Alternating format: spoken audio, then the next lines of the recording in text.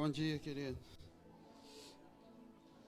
Tem uma passagem na Bíblia de quando Acabe se encontra com Josafá. E eles se sentam, e quando um rei visitava outro reino, a gente lê na Bíblia de forma rápida. Acabe viajou, encontrou Josafá, mas não era uma coisa simples. Tinha uma comitiva, e aí tinha uma recepção para receber esse rei que estava chegando, música, festa, comida, e tinha uma série de coisas para receber um rei. Assim como quando você recebe um chefe de Estado. E no meio de toda aquela festa, comeram, beberam, todas as cerimônias, os presentes. E depois daquilo tudo, Josafá fala assim: tem um homem de Deus aqui para quem a gente possa perguntar o que a gente deve fazer? E aí o Acabe fala assim: tem um aí, mas ele nunca fala coisa boa. Eu não quero mais chamar ele porque ele nunca fala coisa boa. Esse caso sou eu. O cara que nunca fala coisa boa. O cara que no meio da festa, muito bonito, muito legal, muita dança, muito tudo. Mas é hora que fala, mas e o que Deus tem para falar sobre tudo isso? E aí ele acaba e vai falar, mas ele não é legal o que ele fala. Ele corta o nosso barato direto.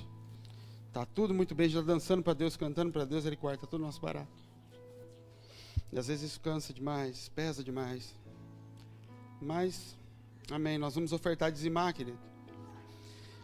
Teve um casal que veio aqui um tempo atrás, e que aí falou assim: nossa, o pastor quase não fala de dízimo na igreja, de oferta. Acho que o segredo é esse, né? Você não fala e as pessoas ofertam. Querido, sabe por que eu não falo de dízimo? Porque está escrito: se você não dizima, você é ladrão. Ponto. Eu não tenho que ficar te convencendo. Se você faz parte da aliança com Cristo e não é dizimista, você é ladrão, é o que a Bíblia chama. Tão ladrão quanto o cara da cruz. Então eu não vou ficar aqui te convencendo, te explicando. Se você precisa de ensino sobre isso, é uma coisa. Pastor, eu queria entender dízimo. Eu queria que a cobertura de sacerdócio. Eu queria entender isso. Eu vou te dar um entendimento, então. Agora, te convencer... Não, isso aí não. Isso aí é simples. Quer um entendimento sobre dízimo? Se você está debaixo de aliança e não dizima, você é ladrão. É o que a Bíblia chama. A Bíblia diz isso. Vocês me roubam. Ponto. Eu não tenho mais nada para dizer sobre dízimo. Mas é difícil, eu sei que é. Ixi, como é. Como dá medo de que vai faltar, e tem as contas para você explicar. Conta para Deus lá na sua casa, porque Ele pode mudar a palavra dele para te justificar, eu não posso. Ele pode até entender, e Ele pode, eu não estou dizendo que não pode. Ele pode até te entender quando você explicar para Ele por que você não vai fazer. Eu não tenho direito, porque Ele escreveu a palavra, Ele pode mudá-la se Ele quiser, eu não posso. Eu tenho que continuar dizendo, eu sou ladrão quando eu não entrego. Mas e se Ele quiser alterar esse entendimento? Ele pode. E aí é problema seu e dele, lá no teu secreto. Eu aqui em cima não posso fazer isso, eu tenho que dizer, é ladrão. E quando eu não oferto porque eu sou mesquinho, porque a alma generosa prosperará, porque toda construção no reino é feita com ofertas e não com dízimos. A construção do templo, ela é feita com ofertas e não com dízimos. Isso não quer dizer que você não mistura o dinheiro, mas isso quer dizer que tem um sentido espiritual por trás disso. O reino é construído com generosidade, não com mandamento. A manutenção da casa é feita através de lei e de mandamento. A construção do reino não. Ela é feita através da multiplicação de uma natureza. Por isso o reino se expande. Porque a natureza foi multiplicada. Agora a manutenção da casa. A casa é mantida pela responsabilidade daqueles que comem. O socorro ao vizinho. Esse não é por responsabilidade, isso é por generosidade. Nós socorremos o vizinho ali do lado. Esquece que isso é uma igreja, isso é uma casa. Ela é mantida porque quem mora nessa casa trabalha e paga as contas dessa casa. Sua casa. E socorrer o vizinho. Pela generosidade dos que moram na casa. Vamos socorrer o vizinho. Não é por lei. Isso é a diferença de dízimo e de oferta. Amém, queridos? Então você pode trazer o seu dízimo e sua oferta.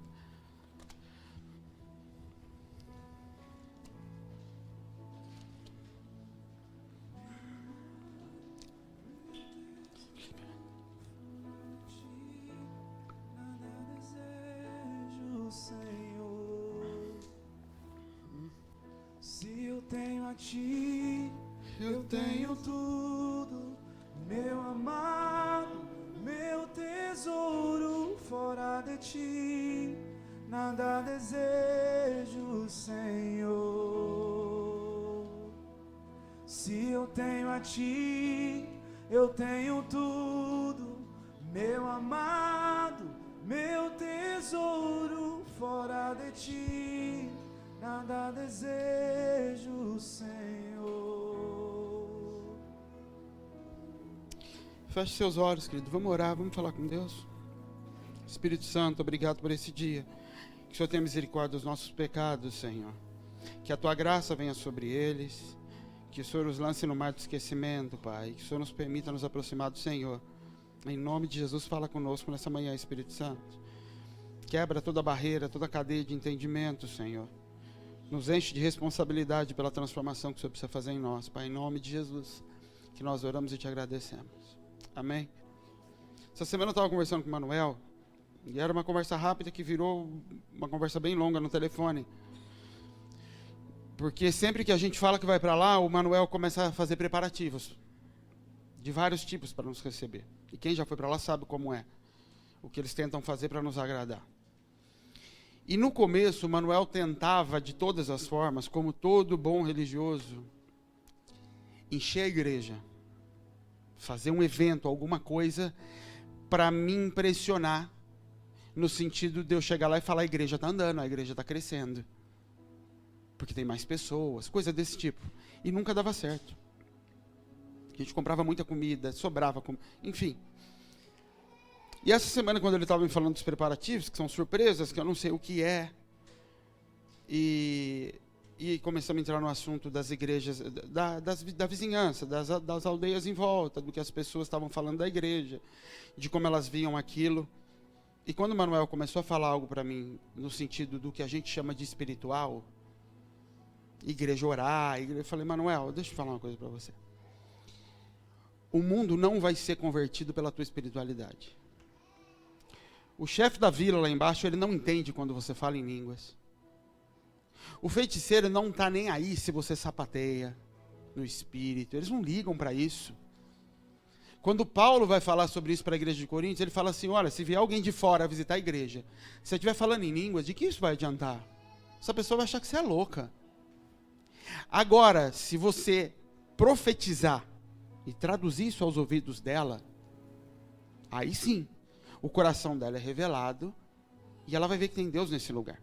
Ele não está dizendo que profecia vale mais do que falar em línguas. O que ele está dizendo é, se você pegar o que é espiritual e traduzir para o natural, isso vai fazer sentido para quem está do lado de fora. E aí sim você vai impactar. Eu falei, Manuel, esse povo aí em volta, eles não entendem. Quando a gente faz um culto e eu oro por vocês, e a gente faz transferência de dons, eles não entendem nada disso.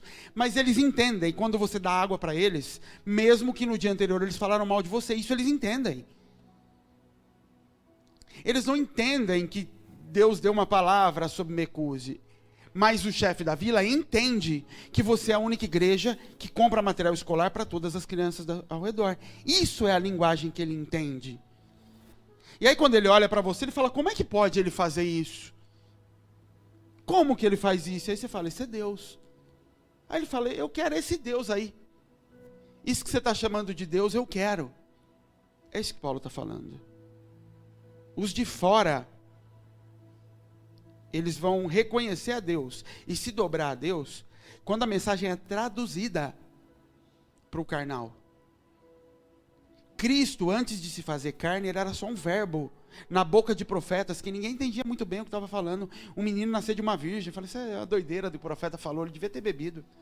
Falou que vai nascer, é algum sentido. Sabe as profecias quando a gente recebe, a gente não sabe do que é? E a gente fica na cabeça, sei lá. Eu lembro em janeiro de 2018. E eu sei que foi janeiro de 2018 porque nós fizemos o primeiro seminário de libertação aqui em janeiro de 2018, num sábado. Na quinta-feira, eu e o Caio estávamos correndo para montar o quadro elétrico que tem lá no corredor. E eu estava numa loja lá no São Bernardo, e eu ainda demorei para descer do carro porque eu recebi uma mensagem da Lélia, de um sonho que ela teve, uma visão, alguma coisa. Então eu lembro da data. E o sonho é, ela me via numa casa nova, em que eu estava com um chapéuzinho daquele de nordestino. E conduzindo um cavalo, tinha um cavalo branco, eu estava puxando um cavalo no quintal da casa. É uma profecia doida. Aí a gente fica, será que é uma casa nova que Deus vai me dar? Não tem muito sentido. É como eu vim aqui trazer esse sonho para o púlpito, para a igreja. A igreja vai olhar e falar, e daí? O que se edifica em alguma coisa? Isso não muda nada. No domingo, então a gente recebeu esse sonho, guardei ele. No sábado teve seminário. No domingo, quem vem na igreja a primeira vez? Senhor e senhora Itatiba. Denis e Amanda aparecem aqui domingo. O que Deus estava falando com aquele sonho? Eu estou aumentando a casa. A gente não sabia. Até essa viagem a gente não sabia disso. O sonho. A casa aumentando está expandindo com algo que vai chegar domingo. Só que a gente não sabia disso. Aí lá, você liga os pontos e fala, nossa, era isso. Que nem toda profecia. Deus traz para que eu entenda. Ele traz porque uma palavra tem que ser liberada para que algo aconteça no natural. Ele precisava liberar aquela palavra. A Lélia precisava falar com a boca aquela palavra. Eu precisava recebê-la no coração para que no natural pudesse acontecer. Eu não precisava fazer nada. Eu não preciso fazer as coisas para a palavra acontecer, muitas vezes. Mas ela precisa ser pronunciada, ela precisa ser liberada. Só que com relação a espalhar o reino de Deus, a gente confunde e lança sobre o espiritual, sobre o emocional, sobre uma série de coisas que o mundo não entende. O mundo não compreende essa linguagem. Essa linguagem é só para Deus. Essa linguagem é só para edificação aqui dentro. É igual falar em línguas. É muito bom, fale muito. E quem não fala, está perdendo muito. Mas entenda que é só para você. Não serve para mais nada. A não ser que o Espírito levante a tradução ali, não serve para mais nada, é só para você. Não vai edificar o mundo, vão te achar louco ainda. Porque é algo pessoal. E eu falei para Manuel, vocês precisam entender libertação. A igreja não entende libertação. Na nossa cabeça, libertação, houve libertação. Vão comemorar. O povo que sai do Egito, eles saem e começam a fazer festa. Deus fala, vocês só não entenderam. Libertação não é solução dos teus problemas. Libertação não é solução das falhas que você carrega. Libertação é só a possibilidade de escolher o destino. Eu estou no Egito. Abriu a porta do Egito, saí para fora. O que significa ser livre? Vou para onde eu quero, inclusive para o inferno. Aqui no Egito eu não tenho nem a chance de desobedecer ou de obedecer. Aqui eu faço o que me mandam. Quando a cadeia quebra, eu posso fazer o que eu quiser. Inclusive o errado que eu fazia lá. Que é o que naturalmente eu vou fazer. Porque é o que está incrustado dentro de mim. Então a libertação a gente tem que tomar cuidado, porque às vezes ela não tem nada a ver com coisa boa. Agora ainda tem responsabilidade sobre a minha vida. Eu falei, Manuel, você sabe o que é mosca? Uma das coisas que mais me incomoda naquele lugar é a mosca em cima das crianças. Muita mosca. A criança está na tua frente, tem mosca na boca dela aqui, ó. E você está, meu Deus do céu, arranca essa mosca daí, pelo amor de Deus. E eu falei, mas não sabia que mosca na Bíblia é praga, é maldição. O Senhor usou mosca como sinal de maldição. E a igreja de Mecuse, que vive liberdade, que prega liberdade, que acolhe os pobres, tudo, está vivendo uma maldição. Mas vocês são livres? São. Sabe qual é o problema? O teu bisavô era escravo, Manuel. Ele vivia no meio dos animais. Tinha porco que dormia junto, porque ele era escravo, obrigado a ficar naquele ambiente. As cadeias foram quebradas. Ele foi livre. Quem o escravizava foi embora. Sabe o que seu pai fez? Continuou criando você no meio dos porcos. Mas você foi livre, foi. Mas ele continua criando você no meio do porco. Ele continua repetindo um hábito de um escravo. E aí hoje você repete o que teu pai fez. E os teus filhos estão com as moscas na boca. Mas você está cantando liberdade na igreja. Você está cantando que eu vivo um novo lugar, o Senhor me abriu a porta, sim. Mas eu olho para esse novo lugar, ele é igualzinho o lugar lá de trás. Porque não tem a ver com libertação. O problema é sempre a gente lança sobre Deus a responsabilidade de transformar as coisas. Então todo mover de Deus que depende dele, libertação depende dele, avivamento depende dele. E no que depende dele, quando ocorre ou quando está prestes a acontecer, a gente se alegra como se fosse solução dos problemas. Avivamento. Quem aqui quer participar de um avivamento? Eu não. Porque se eu preciso ser avivado, quer dizer que eu estou morto.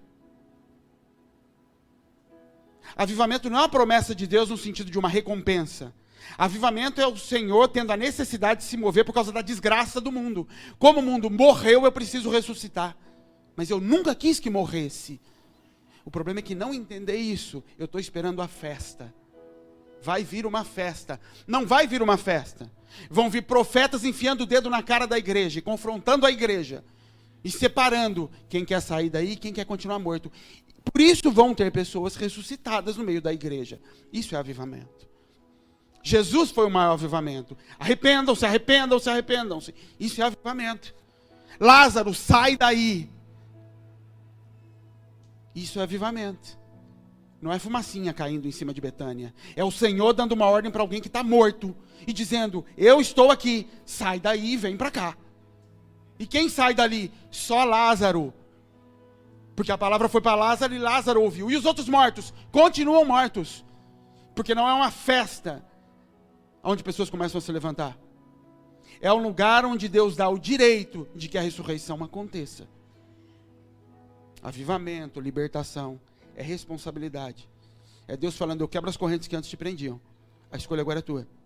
É por isso que entre o lugar de desfrute e o lugar de cadeia, existe Moisés. Por que Deus não tira o povo do Egito e fala, vão, já arrebentei as correntes, vão. Porque eles vão fazer o que eles queriam fazer a todo momento. O que eles queriam fazer a toda hora? Vamos voltar para o Egito. Toda hora eles falavam isso. Vamos voltar para o Egito. Por quê? Porque é assim que nós sabemos nos mover. Nós não sabemos lidar com liberdade. E é natural que eu não saiba. Eu não sei viver um ambiente onde eu tenho que plantar, colher, onde eu não sei viver esse lugar. Eu sei viver o que eu vivi, o que meu pai viveu, o que meu avô viveu, isso é a minha natureza. E Deus fala, eu sei que é. Por isso que eu não arranquei você do Egito, eu larguei você solto. Eu estou dizendo que você vai para um lugar, mas é necessário um processo no meio, porque senão você volta para lá. Você se entrega para o faraó e fala, nem precisa de corrente, eu estou aqui para te servir. De livre e espontânea vontade, eu estou aqui para te obedecer. Porque antes a nossa desculpa é que nós estávamos presos ao ambiente. Não, eu vivo isso porque eu sou escravo, eu vivo isso porque é influência de não sei quem. Eu vivo isso porque eu sou obrigado a ficar nesse emprego, tá bom, Deus tira. Então vai agora, mostra lá o que você faz. Sabe o que você vai fazer lá? A mesma coisa que você vivia aqui, a mesma. Porque você é ruim? Não, porque é a nossa natureza. Ele fala, então eu vou dar um Moisés para vocês. Só que antes vocês obedeciam o faraó porque tinha um chicote nas costas. Moisés não tem um chicote. Aí se manifestam os escravos. Aqueles que só sabem o que é obediência debaixo do chicote. E por isso que a graça não cabe. E por isso que só a lei funciona para esse povo. Não faça, senão vai morrer. Não faça, senão vou te tirar do meio da congregação. Não faça, senão vai ficar leproso. Não faça, senão vai passar fome. É só na lei. Porque na graça o que Deus está dizendo, vocês são livres. Não tem mais chicote. Antes vocês tinham pão porque tomava chicotada. Agora vocês têm pão só de ficar parado. Eles não conseguem ficar parados. Olha que loucura, eu não consigo ficar parado. Bate nas minhas costas, pelo amor de Deus, me bate. É o que aquele povo dizia. Mas a gente acredita que a libertação resolve os problemas. Eu sou livre. O Manuel cantaria, eu sou livre. Eu falo, você acha que é? Você é mais preso do que o outro. Porque o outro está preso por correntes, que quando são quebradas, dão a ele a chance de escolher. Você está preso por uma natureza que não tem quem tire. É só tirar a corrente da tua mão que você volta a fazer a mesma coisa. No dia seguinte você vai fazer a mesma coisa. Isso é que Paulo está falando. Ô desgraçada dessa carne, que não sai de cima de mim. Quem vai me livrar disso? O tempo todo eu quero fazer coisa errada. Eu quero fazer o bem e não consigo. E o mal eu não quero fazer, mas estou fazendo toda hora. É isso que ele está dizendo. Eu preciso ser conduzido. Porque a minha natureza, apesar de livre, ela foi gerada debaixo daquilo. Ela foi condicionada, a minha mente, as minhas emoções, elas reagem de forma automática naquele jeito. Eu falei, Manuel, eu não estou preocupado com a igreja vai estar cheia ou não vai estar cheia. Eu preciso que você entenda que a transformação, aquele homem lá que pode nunca ter ouvido falar de Jesus, quando você foi lá, vocês viram um videozinho lá do Manuel visitando um senhorzinho lá, 5 quilômetros, aquela história toda? Aquele homem que pode nunca ter ouvido falar de Jesus, ele viu Jesus ali levando caderno para os filhos dele. Ele falou, opa, o que é isso? Feiticeiro nunca veio aqui fazer isso. E o Manuel falando, não, seus netos vão estudar, e se faltar alguma coisa você pode me chamar. Pronto, Jesus chegou ali, de um jeito que ele entende. Aquele homem conheceu Jesus. Quando alguém perguntar, ele vai falar, Manuel? Aquele homem ali tem alguma coisa, ali tem algum negócio naquela casa ali. Isso é o que esse homem fala dele. Isso é o que falavam de Jesus. Eu não entendo muito bem quem era aquele homem, mas você reparou quando ele falava, nosso coração ardia? É um negócio diferente ali. Eu não sei nem explicar às vezes. Porque é para isso que nós somos libertos. Nós somos libertos para receber uma nova natureza e manifestar uma nova natureza. E não para soltar as cadeias e poder andar em rebelião agora, fazendo o que nossa alma tem vontade. Isso é escravo por amor. Eu me escravizo a uma nova natureza. Eu me prendo a uma nova natureza e digo, eu vou fazer isso. Não é o que eu desejo, como não é o que eu desejava, mas eu não desejo porque a minha natureza não quer isso. Porque eu não fui formado nisso, eu ainda fui formado naquele negócio. Jesus vem proclamando natureza. Ele fala assim, mas entre a liberdade que eu estou vindo trazer e esse novo lugar, tem uma coisa chamada novo nascimento. Você já me recebeu na sua casa. Como que é o nome do rapaz da árvore lá? O Zaqueu. Você me recebeu na tua casa, mas você tem que nascer de novo. Tem que ter novo nascimento. Porque senão, você vai ser o velho com uma nova corrente agora.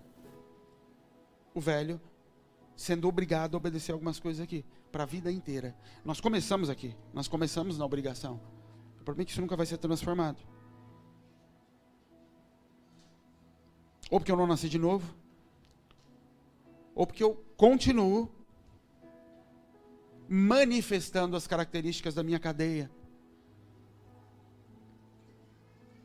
Eu era preso no álcool, viciado em álcool.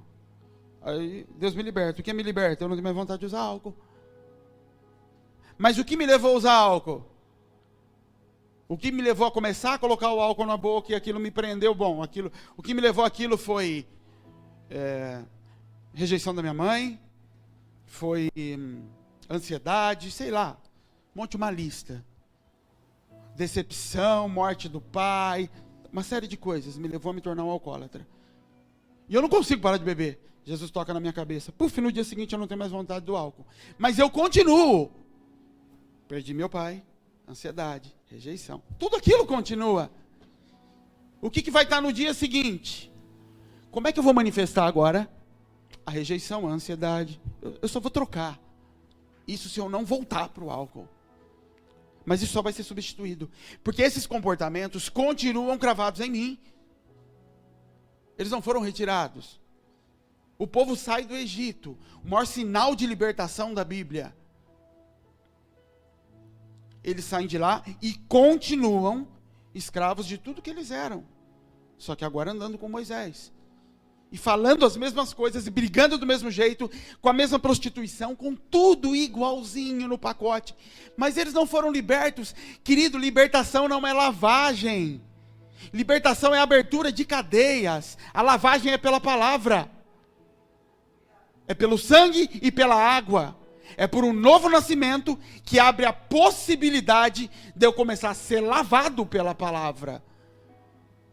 O problema é que nós aprendemos que novo nascimento, que libertação resolve a nossa vida. E não resolve a vida de ninguém. E a igreja é cheia de gente presa. Cheia de gente escrava. Cheia de gente, você quer encontrar um lugar com gente com casamento destruído, vem para a igreja. Por quê? Porque eu sou livre. Porque eu nasci de novo. Mas eu nunca fui lavado pela palavra. Eu nunca permiti que o que está escrito aqui, que diz que eu sou ladrão, entrasse em mim. E que eu olhasse e falasse, eu sou um ladrão. E esse é o primeiro passo para eu deixar de ser. Porque o Senhor só toca naquilo que eu reconheço. É necessário arrependimento antes. Isso é lavagem pela palavra. Eu sou orgulhoso. Eu sou egoísta. Eu não me permito lavar.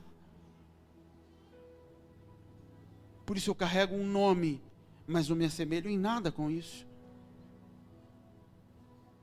Por isso eu digo com a minha boca, eu sou um filho de Deus. E Deus está olhando e falando, não é. Não é. Te recebi. Permito que esteja na minha casa. Mas imagem e semelhança você ainda não tem. Porque isso vem pela lavagem. A morte do Cordeiro, ela é intercessória. A morte de Jesus não te liberta, ela paga o preço que você devia. E ele fala, telestai, está pago. A tua conta está paga. Vai e não peques mais. Não me arruma mais dívida, é isso que ele está falando. Quando ele fala para aquela prostituta, vai, não me arruma mais dívida. Quando você sai da cruz, ele fala, vai, não me arruma mais dívida. Mas se você sai da cruz, limpo e fala, o que eu faço? Porque eu continuo com vontade de fazer tudo aquilo. Ele fala, por isso que eu preparei 12 apóstolos. Senta lá que ele vai dar o pão para você agora. Lembra da multiplicação dos pães? Se assenta, ele vai dar o pão na tua mão. Não, mas eu quero ir no Jesus para pedir o pão para Jesus. Jesus não vem aqui. É da mão deles, a multiplicação é na mão deles. Jesus não multiplicou nada, ele partiu o que ele tinha em 12 pedaços. Deu para os apóstolos, falou, é com vocês. Os apóstolos é quem multiplicam aquilo enquanto repartem.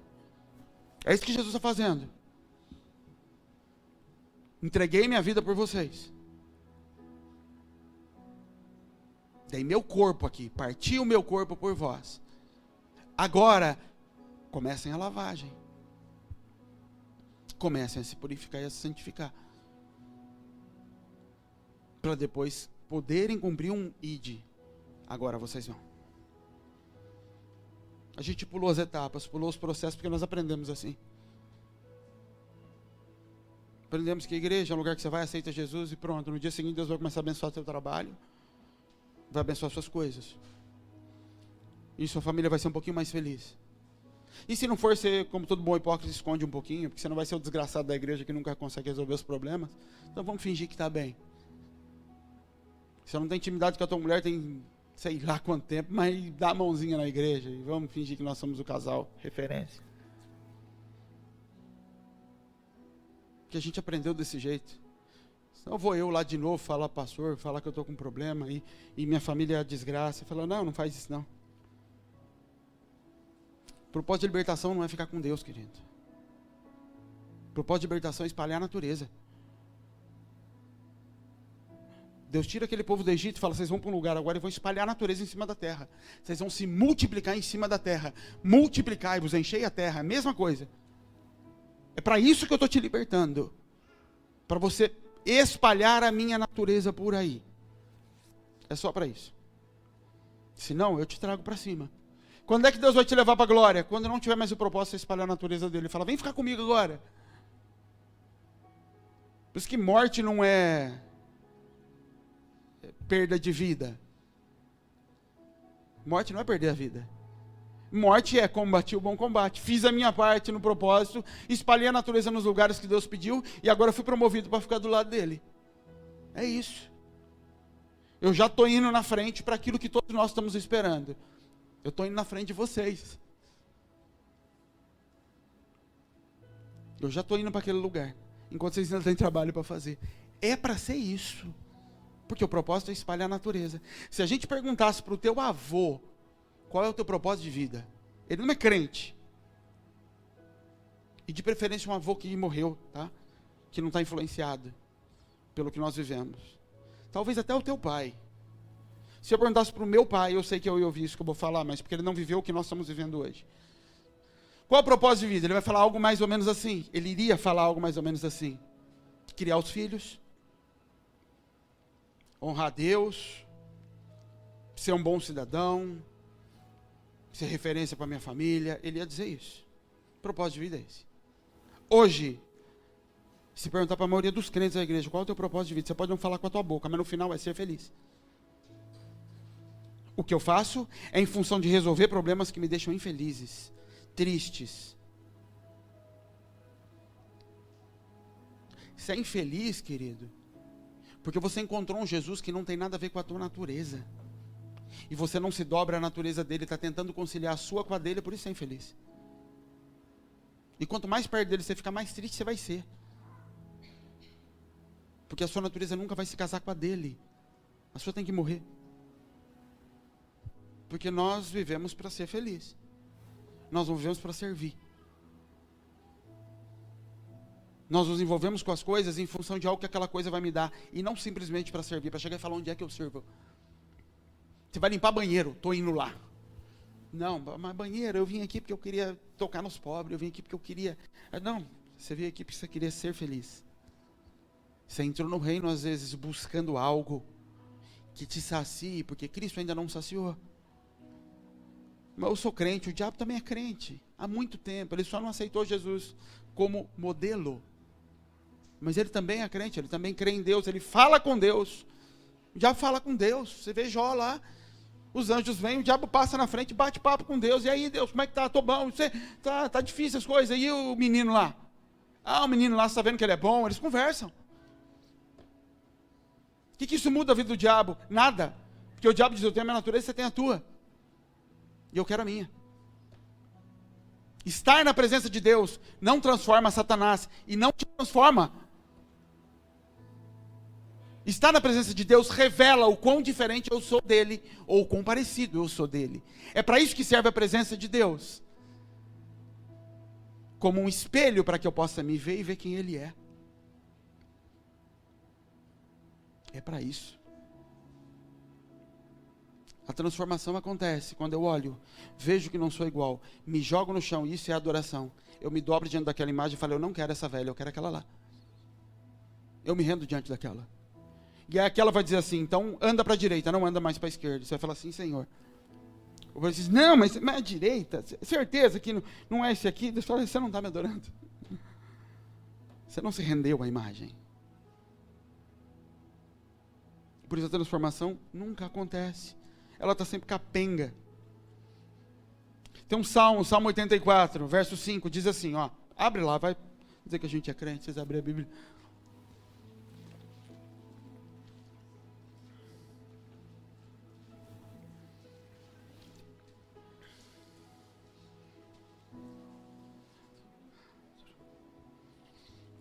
Verso 5.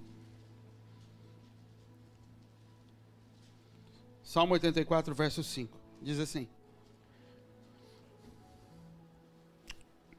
Como são felizes os que em ti encontram sua força e os que são peregrinos de coração.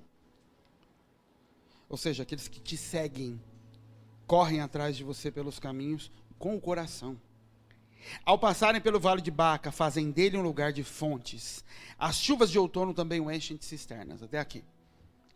Sabe o que o salmista está dizendo? Ele está falando, ó, aqueles que te seguem como peregrinos. O que é peregrino? Alguém que fica viajando, caçando. Quem é peregrino de Jesus, de coração, aquele que está seguindo ele, por onde ele vai, procurando o tempo todo esse caminho, eles são felizes. Quando eles chegam num vale de Baca, que era um lugar desértico, eles transformam esse lugar num vale de fontes e cisternas, e até chuva vem em cima desse lugar. Ou seja, esses homens que estão buscando continuamente a tua presença, por onde o Senhor vai, eles transformam o lugar aonde eles estão.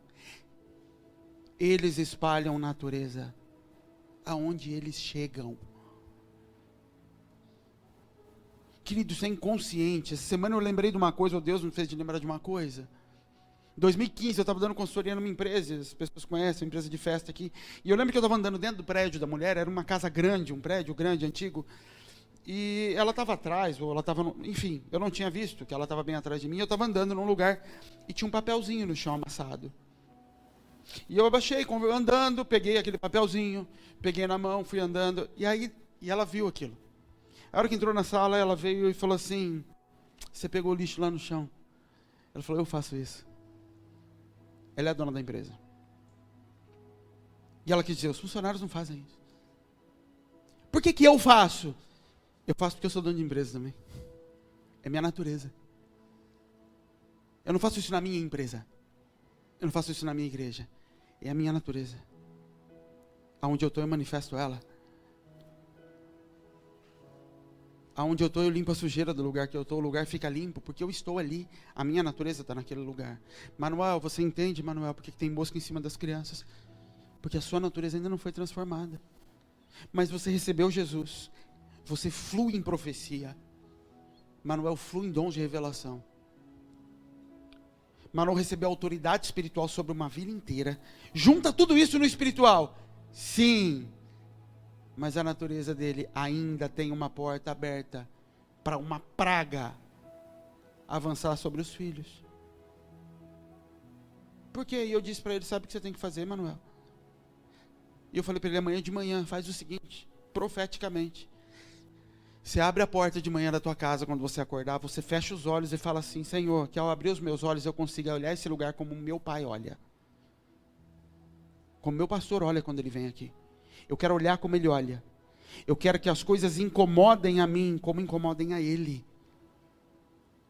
Porque não adianta ele vir aqui e ficar falando, precisa de uma mesa para cozinhar, para de fazer a comida em cima do mato, que tem bicho, essas crianças vão morrer, e a mortalidade infantil vai ser alta, e não adianta clamar a Jesus depois. Para de fazer o que o teu pai fazia e faz o que eu faço. Não adianta pôr a mão na tua cabeça, você precisa olhar o que está sendo feito de errado aqui. Isso é, o lugar onde eu estou é transformado em lugar de fontes. Desde que a minha natureza seja uma natureza de estabelecer fonte. Mas eu não sei fazer, eu não consigo, querido. Deixa eu contar uma coisa para você. Eu nunca tinha colocado a mão numa serra. Sabe a serra de mesa que tem aí? Nunca na minha vida eu tinha ligado uma serra. E as pessoas vêm aqui e olham o que a gente construiu, a sala que está ficando pronta ali. Meu Deus, eu nunca tinha colocado a mão numa serra. Mas a minha natureza era, isso aqui tem que ser excelente, Deus. Deus fala, então eu vou te dar dons para que seja excelente. Mas o dom vem para coroar um desejo de uma natureza. Eu darei água sobre o sedento. Se tem sede, eu vou botar água. Senão não adianta, você está pedindo para Deus ir lá transformar a tua casa limpa, mas você é porco.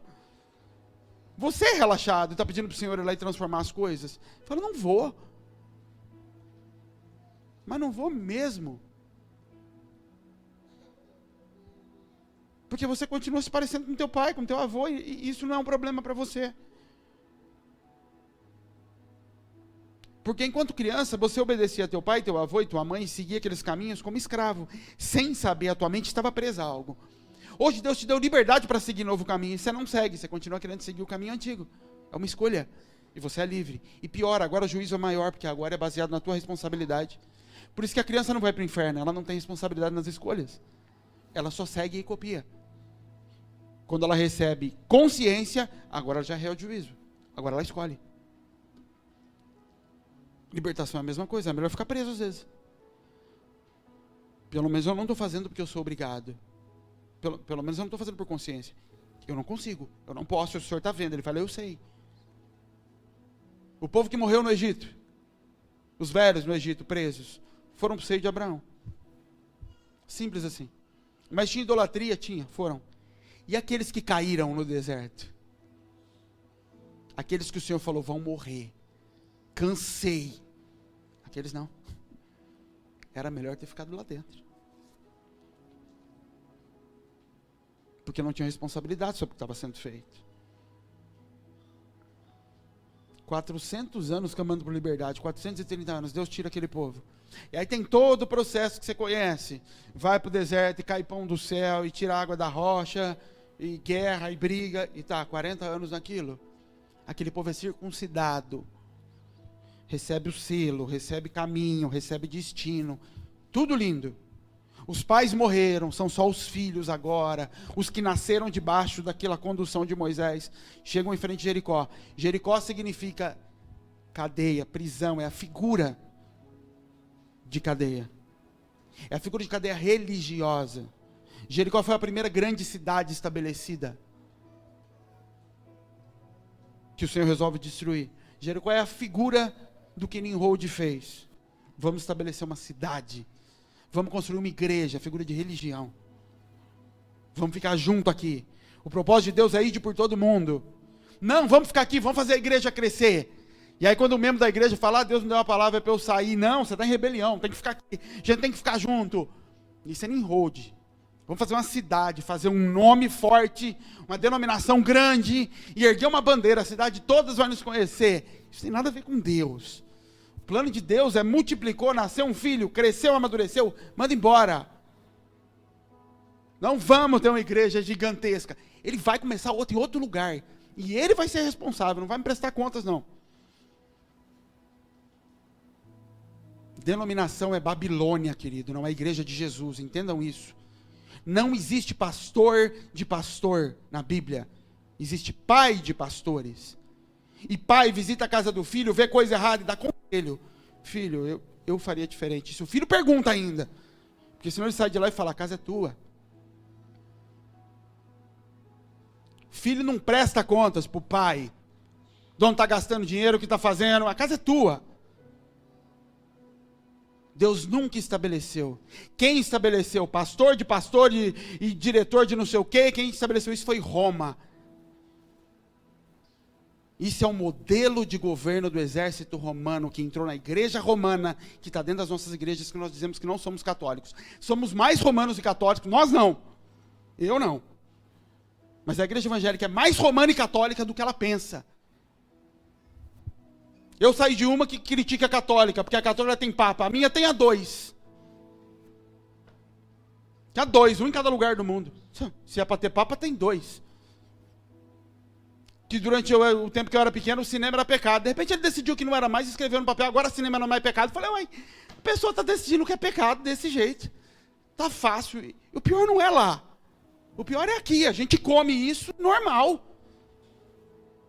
Como gado.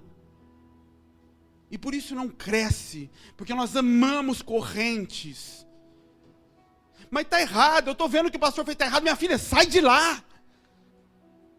Do Egito Deus te tira, da Babilônia não. Da Babilônia, sai dela, povo meu. Sai quem quer. É perigoso, é arriscado, vocês vão viajar para voltar para Jerusalém. E aí aqueles homens oram e falam, Senhor, guarda a gente. Porque o rei liberou a gente para ser livre. Mas é perigoso. E Deus fala, eu protejo, vai. Mas sai desse lugar. Não é sair de lá para vir para cá. É vir para cá e sair com a mente daquele lugar. Porque senão você vai continuar esperando o pastor no modelo que você tinha lá. Visitando tua casa para tomar café. E minha bênção. Eu não tenho nada contra café. É por Deus que eu não tenho gastrite. O problema não é esse. É você ficar esperando alguém pegar na tua mão. Filhinho, pelo amor de Deus, segue, vamos andando. Ló não olha para trás. Ele olha, as filhas estão aqui do lado, e sua mãe?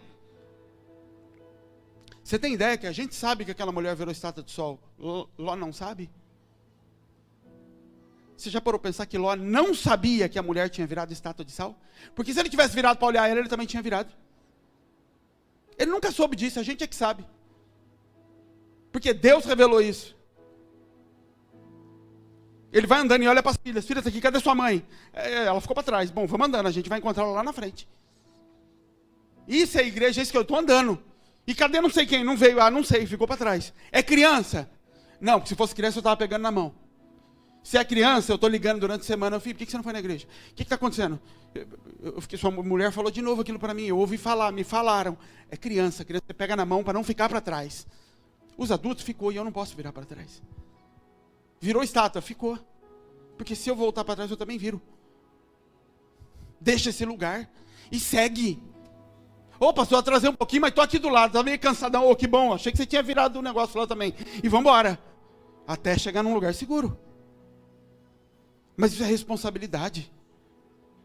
É parar com mãe. Meu pastor nem respondeu meu WhatsApp. Não respondo mesmo. Eu tenho uma vida, eu respondo os que eu quero. Eu também tenho muito trabalho, eu também tenho cabeça cansada. Você tem um casamento para se preocupar, eu tenho 50. Mas vai ficar para trás e vai morrer. E eu, o que eu vou fazer, Senhor, que pena. Eu não posso ficar carregando as suas dores. Eu não tenho saúde para isso. Porque a minha cabeça, apesar de ela é menor que a do Celso mas ela também não tem condições de carregar tantas emoções. Ela é igual a tua nisso. também cansa, também precisa de férias, precisa de viagem, precisa de tudo isso. A responsabilidade é individual, porque o Cristo que está aí, na mesma intensidade, no mesmo amor, no mesmo peso, na mesma capacidade, tudo igual. O problema é que te ensinaram que não está. Que o Papa aqui em cima, o bispo, ou alguma hierarquia da Igreja Católica, ele está um pouco acima. Ele tem uma capacidade maior. Então ele tem que ter um nível de santidade que eu não preciso. Ele é o homem que está sempre orando e falando com Deus. Eu sou crente da igreja, eu sou evangélico. É o diabo que te carrega o evangélico? Você é filho de Deus ou não é? Você anda com o povo que está andando, seguindo a Cristo ou não anda? Isso não é uma religião, isso não é uma denominação. A gente tem um nome que Deus deu. Só por isso. Senão ia estar escrito igreja naquela porta. Igreja. Ah, mas não tem nome, não, de Jesus também não tinha, ele só chamava de igreja. A gente é que tem necessidade de separar essas coisas. Ele não tem. Então esse povo foi livre. Recebeu circuncisão, chega diante de Jericó, não precisa brigar não, só grita lá, se consagrem, essa muralha cai. Caiu, e Deus disse, está tudo garantido. Onde vocês chegarem, vocês vão tomar tudo. Entendeu? Não vai precisar fazer nada. Só ir para cima deles, que eles vão correr. Vai para cima da pornografia, ela vai correr. Vai para cima do problema financeiro. Vai para cima das coisas, eles vão correr. Eu dei autoridade para vocês. Entenderam? Entendi. Ah, só tem um detalhe. Jericó é a reunião de toda a desgraça que começou com a maldição de Noé lá atrás. Então tudo que está lá dentro para mim não presta. Larga tudo lá. Não ponha a mão, entenderam? Entendi. Então tá bom. Eles destroem tudo. Abre sua Bíblia, Josué, capítulo 7.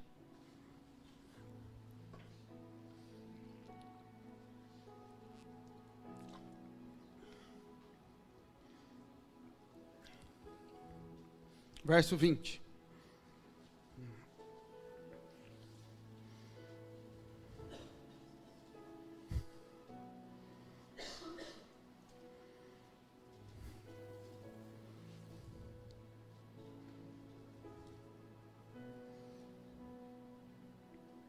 Então eles saem, destroem Jericó e Deus fala, agora vocês vão destruir uma cidadezinha aqui do lado, chamada Ai. Bem pequenininha. Mas tão pequena que Josué fala assim, não vamos cansar o povo não. É muito pouca gente. Manda só uns aí do exército, a gente já destrói ela. Eles vão de lá e voltam correndo. Perseguido.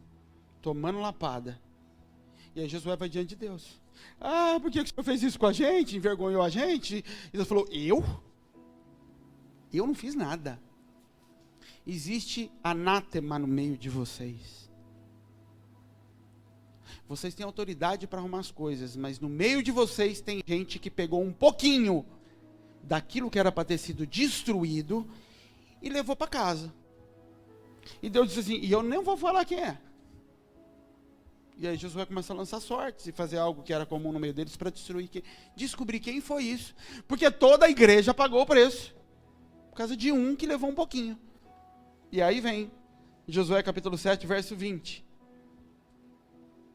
Acã respondeu, Josué passou, gente, tempo dizendo assim, quem foi? E Acã quieto lá, não foi eu, não foi. Aí ele lança sortes, cai sobre a tribo de Judá. Depois cai no nome da família.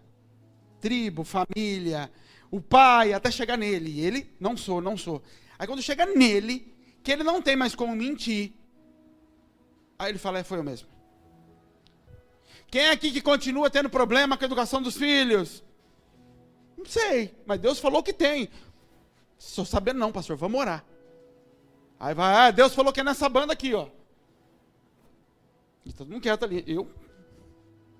Sei não. Aí olha pro lado. E vai, Deus falou que é na fileira da frente. E o Caio olha para ele e fala, deve ser a Raquel. E nada, aí Deus fala, é o Caio. Aí o Caio, foi eu mesmo, me perdoa. Aí Deus fala assim, só que agora não tem recuperação. Você desgraçou toda a igreja.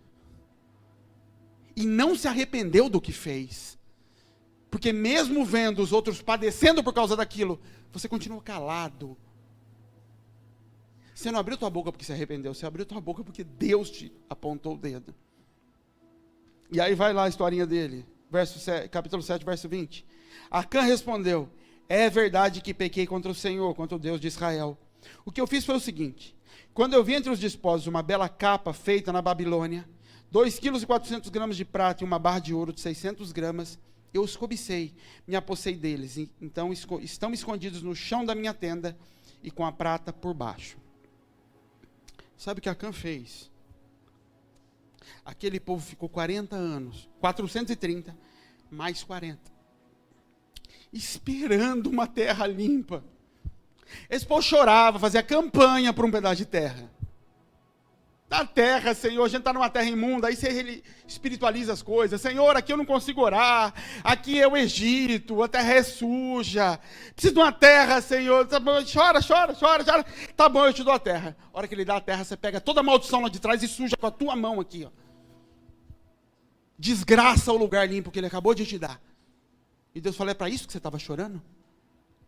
Era melhor ter ficado lá. Porque lá pelo menos você não fazia as coisas por escolha, você era obrigado. Aqui você só confessa que o que você faz é porque é a tua natureza. É isso que Acã faz. Deus está dizendo: você entende que não tem como eu arrancar de dentro de você aquilo que você não quer abrir mão, que é ser a tua mãe, ser o teu pai. Porque eu não estou falando que é fácil não, querido. Se para Paulo era difícil, imagina para mim. Paulo brigando e falando: não aguento, mas ele fala: mas eu espanco a minha carne. Todo dia eu bato nela. E falo: você cala a boca, você vai fazer o que tem que fazer. E é isso, não tem outro jeito. É assim mesmo. Até que Cristo seja gerado em nós. Todos os dias. O problema é o Acã. Comigo, eu não. Sou eu não. Tá bem lá? Como é que tá as coisas na casa nova, na reforma, no emprego? Como é? Benção, pastor. Ah, beleza, agora Deus tá. Ah, tá bom. Aí chega as notícias. É a mesma desgraça de 10 anos atrás. É tudo igual, fazendo tudo a mesma coisa. É Acã, não, aqui não. Ixi. Da vira para a mulher e fala: quem será que fez um negócio desse? E tá tudo debaixo de casa. Trouxe a desgraça lá de trás e sujou a terra nova. Que libertação estou esperando agora? O que eu estou esperando agora? Avivamento? Libertação? Batismo do Espírito? Qual é o mover que vai transformar agora? Porque tem um cara que ele vai lá e ele evangeliza 10 cidades. Ele não foi batizado no Espírito Santo. Ele não leu a Bíblia. Ele não fez nada. Ele ficou algumas horas conversando com Jesus. Jesus quebra as cadeias dele. Aquelas horas ele multiplica em sermão, que dá para evangelizar 10 cidades. É o gadareno. Eu não vou viver mais as desgraças dos antepassados. Eu vou sair de cima desse cemitério. Eu vou parar de andar em cima das histórias dos meus pais, dos meus avós. Acabou. E ele não tem uma Bíblia para pregar. Ele tem 2 ou 3 horas de conversa com Jesus para assimilar tudo que ele vai manifestar dali para frente. Então ele tem muito pouco para falar. Ele tem que mostrar: ó, como é que eu estou agora, estou limpo. Lembra que eu me cortava? Ó, não tem mais, ficou só uma cicatriz aqui. Mas parou de cortar? Parou. Como que foi? Não sei, eu conversei com Jesus. Eu não me corto mais. Eu não falo em língua também, eu não profetizo. Eu sou um crente meia boca, talvez. Mas eu pareço com Jesus. Você parece com Jesus? Nos lugares que você chega, parece Jesus? As pessoas que visitam a tua casa, elas veem Jesus? As pessoas se sentem à vontade para sujar a mesa que você está sentado? Eu lido com um monte de cliente. Nenhum deles sabe que eu sou pastor. Nenhum deles. Nunca perguntaram. Também não sabe que eu sou pastor, não sabe que eu gosto de futebol americano. Eles não sabem um monte de coisa. Não tem nada a ver com eles. O que eles sabem? Eles sabem que eles gostam de conversar comigo. Da família, do casamento. De um monte de coisa. Eles sabem que eles mandam mensagem: se estiver aqui em São Paulo, vem para cá. Passa aqui para tomar café. Aí senta lá e fica batendo papo. É isso que eles sabem. Eles devem falar, ele é legal, ele tem umas palavras lá que é legal de conversar com ele. O dia que por algum motivo surgir, fala, sabia, esse negócio de Jesus então, porque é isso. Às vezes tem uns que é melhor que nem saiba que você é crente. Queima o filme. O propósito é só manifestar uma natureza, querido. Mas esse homem arrasta para dentro, ele arrasta 3 coisas: prata, ouro e uma capa babilônica. Capa babilônica, Babilônia é significado, é simbolismo na Bíblia de religiosidade, de prisão religiosa, isso é Babilônia. Então ele pega prata, prata fala de justificação, ouro fala do que é divino, e ele pega a capa babilônica e ele envolve com a religião, a justificação e o divino. Ele coloca aquilo numa capa, coloca debaixo da tenda dele. Ele se auto-justifica do que está fazendo, coloca Deus no meio daquilo e envolve com um pouquinho de religiosidade. Deixa eu ler um outro texto com vocês. Deixa eu achar, é 1 Reis alguma coisa, vamos lá. Isso vai ficar mais fácil. 1 Reis 12.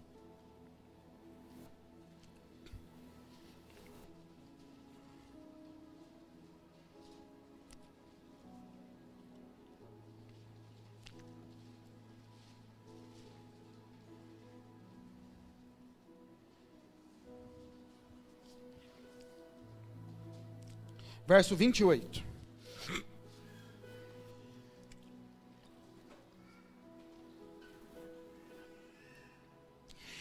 O que estava acontecendo aqui até aqui? Salomão peca, casa com um monte de mulher, leva a idolatria para dentro do reino, e Deus fala assim: por causa disso, eu vou dividir as tribos. Não vou fazer isso enquanto Salomão é vivo, por amor a Davi, mas quando Salomão morrer, eu vou separar. Mas eu vou conservar uma tribo para Davi, porque eu prometi isso para ele. Então Deus separa, fica Judá para um lado, 10 tribos para o outro, e aí sobra Benjamim, e Benjamim segue Judá. Então ficam 2 tribos, e esse é o governo de Israel, que é chamado de governo de Judá, mas aqui está a semente do Cristo, que vem de Judá, que vem de Adão, de Abraão, enfim, está aqui. Mas aqui tem 10 tribos de judeus, povo de Deus, filhos de Abraão. E eles se separam. E aí Deus levanta Jeroboão para vir e ser governo sobre essas 10 tribos. Cuida delas aqui. Ele vai para Siquém, que depois funda Samaria, mas ele sobe para lá. E ele começa um novo reino aqui. E aqui embaixo fica Roboão, filho de Salomão, com 2 tribos. Povo de Deus separados, brigados, mas tudo povo de Deus. Aqui embaixo, onde tem as 2 tribos, é onde ficava o lugar de adoração, o templo, toda a parte religiosa de serviço do Senhor estava aqui. Aquele povo estava vivendo lá.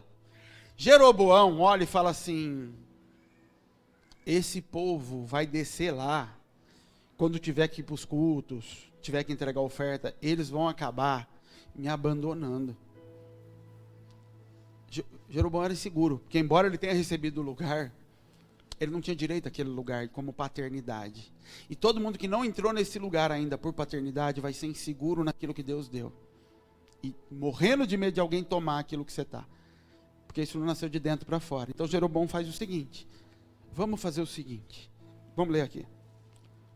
28. Pelo que o rei tomou conselho e fez 2 bezerros de ouro, a primeira coisa que ele fez. E disse: muito trabalho vai ser para vocês subir para Jerusalém. Está vendo aqui os deuses, ó Israel, que te fizeram sair da terra do Egito? E colocou em Betel e colocou outro em Dan.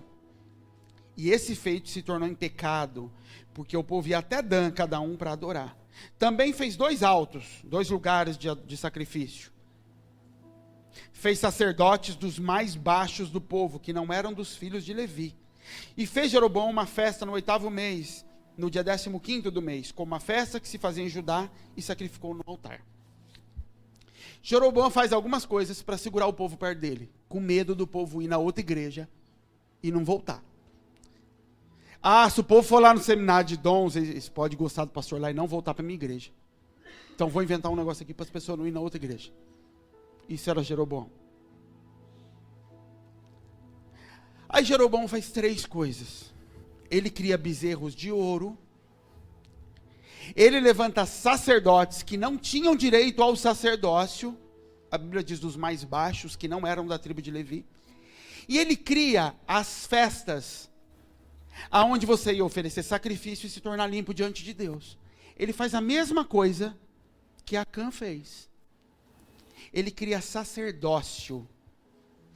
Ele cria um sacerdócio próprio. Porque para a gente poder chegar a Deus é necessário sacerdote. Então ele escolhe homens que não eram qualificados, a Bíblia chama de os mais baixos, e fala, esses homens não têm competência para isso, não foram chamados para isso, mas vão ser os sacerdotes. Ele cria bezerros de ouro e fala, esses são os deuses que te tiraram do Egito. Imagem de Deus em ouro.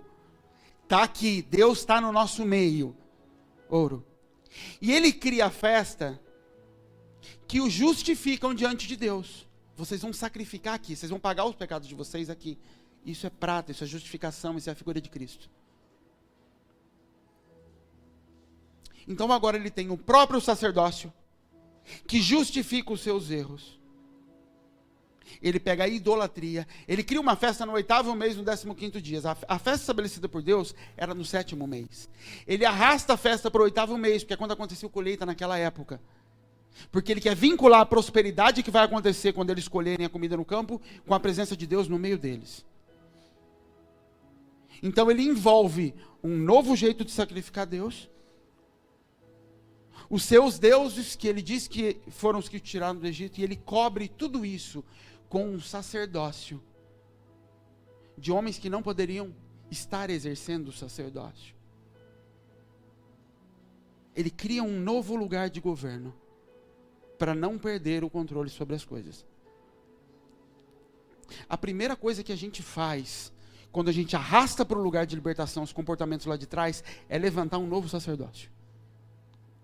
Um novo governo. Tem uma palavra em Hebreus que diz assim, ó, Hebreus 7, verso 12, diz assim, pois quando há mudança de sacerdócio, é necessário que haja mudança de lei. Sabe o que significa isso? Que é o que Acã fez, o que Jeroboão fez, e o que o homem que escreveu Hebreus estava falando. Essa lei que está vindo sobre mim, não me é agradável. Ter que descer para Jerusalém, não me agrada. Só que eu não posso mudar a lei, a não ser que eu mude o sacerdócio. Porque tem um princípio de que para que haja mudança de sacerdócio, é necessário mudança de lei. Então se eu mudar a lei, obrigatoriamente eu preciso de um novo sacerdócio. Eu não tenho como virar para o pastor Jean e falar assim, o senhor está mandando ir para a esquerda, essa lei está errada. Porque a lei só muda quando muda o sacerdote, então eu tenho que alterar esse sacerdote. E eu crio debaixo da minha casa, da minha tenda, um novo sacerdócio. Que envolva essa minha nova forma de me justificar. E que tem Deus envolvido no meio. Eu tenho o ouro, a prata e um sacerdócio religioso envolvendo tudo aquilo. Meus comportamentos a partir dali estão justificados. E eu continuo andando no meio do povo de Israel. Mas eu não ando debaixo da mesma lei que eles. A gente está caminhando. O que eu não ando debaixo está escondido debaixo da tenda. Não está aqui para fora. Onde é que isso se manifesta? Se manifesta porque constantemente aquela guerra se abate contra mim e eu não consigo vencê-la. Sabe por que constantemente aquilo se bate na tua casa e de novo volta? Porque você criou um sacerdócio dentro da tua casa. Diferente para poder alterar a lei. E eu não estou falando do sacerdócio que você homem tem na tua casa. Eu estou falando de negar o sacerdócio de Cristo para poder se mover debaixo de outro. Para isso eu tenho que, para poder mudar a lei, eu mudo o sacerdócio. Porque eu sei que aquele sacerdócio não aprova o que eu estou fazendo. Eu crio um novo sacerdócio. Você sabe um dos sintomas que é a primeira coisa de quem mudou o sacerdócio? De quem mudou a lei e mudou o sacerdócio? O dízimo. É o primeiro sintoma. Não quer dizer que você não entrega dízimo porque você está fazendo isso. Porque o sacerdócio está corrompido. Não. Mas todo mundo que corrompe o sacerdócio. Um dos primeiros sintomas, uma da primeira tentação, uma das coisas que mais vai bater e vai tentar nos pegar, é o dízimo. Porque eu entrego o dízimo debaixo de um sacerdócio. Dízimo não é lei, é honra a sacerdócio. Quando eu altero esse sacerdócio, o entendimento aqui dentro e o espiritual que me faz entregar isso de forma alegre, isso é quebrado. Não existe mais no espiritual isso. E se torna uma lei pesada e maçante. E eu faço debaixo de muito peso. Por quê? Porque eu alterei o sacerdócio. Por que não tem papelzinho de dízimo aqui? Porque não é lei. Você não está dando para mim, você está dando para Jesus. Eu não tenho que saber o que você está dando, não é problema meu. É para ele, não é para mim. Eu quero saber da moto, da oferta que você vai dar para a moto. É isso que eu quero saber. Mas o dízimo é problema teu. Você entende? Por isso que a Bíblia diz, sem entendimento o povo se corrompe. E a gente fica vivendo de migalhas e confessando Jesus nas migalhas. Confessando Jesus porque eu fiz algumas coisas que agradam o coração de Deus aos meus olhos. Porque eu fiz obra, porque eu fiz isso, porque eu sapateei, porque, querido, o propósito de Deus é que eu possa manifestar quem Ele é. Imagina que eu tivesse um filho alcoólatra que cozinhasse muito bem, e ele passa a semana inteira na rua, caído, bêbado, como os que a gente vê lá. Mas no domingo, no sábado à noite, ele fala, amanhã de manhã tem um culto lá, meu pai está lá, vai fazer um almoço para meus irmãos, me perdoa, pai, eu vou voltar. E aí ele vai, toma um banho, aquela cara inchada, murcha, ele faz a barba, e ele vem aqui domingo. E ele é bom cozinheiro, ele vai para a cozinha, faz aquela comida que ele sabe que eu gosto, e faz do jeito que eu gosto, e serve na mesa. Eu vou comer aquela comida, e falo, ficou bom, hein? Adorei a comida dele. Estava ótima. Sentou ali à tarde, contamos piada. Ah, meu pai me ama. Eu amo, eu nunca deixei de amar. Chegou segunda-feira, ou quando ele está indo embora, eu falo, mas eu te amar, eu te receber, eu elogiar a tua comida, eu permitir que você cozinhe, não muda em nada o fato de que você não se parece comigo. De que quando você sai daqui, você não leva a minha imagem. E que o propósito era esse. Você vir para a igreja, chapar, cair, dançar, profetizar, cantar. É lindo. E o Espírito vem, é lógico que ele vem, ele é pai. Ele não é um senhor de escravos. Ele vem porque ele é teu pai, não porque ele aprova teu comportamento. Mas quando você vai embora daqui, ele fala, mas não muda em nada o fato de que quando você sai e volta para a tua casa, o que você está replicando não sou eu. E o teu filho, o teu neto, o teu bisneto vão viver a mesma desgraça que os teus pais viveram, porque você não está me copiando. Porque você não está negando a tua carne. Eu não sei lidar com a igreja. Ou eu sei e não sei que eu sei. E no fim da vida eu vou saber. Porque eu não quero saber o que está acontecendo na igreja. As pessoas vêm me contar, porque está acontecendo, tem uma evento. Eu não quero saber. Porque eu não sei lidar com isso. Deus sabe, Ele sabe. Ele sabe por quê que tem gente orgulhosa, que tem gente vaidosa, que está fazendo coisas e está tendo destaque na nação. E Senhor, isso espalha um modelo errado, mas quem sou eu para falar o que o Senhor vai fazer? Então vamos fazer o seguinte, Deus, eu não quero saber o que está acontecendo, porque eu não sei lidar. O Senhor não me chamou para juiz dessas coisas, dessas pessoas. Também não pediu para que eu estivesse olhando a vida deles. Então fica só eu.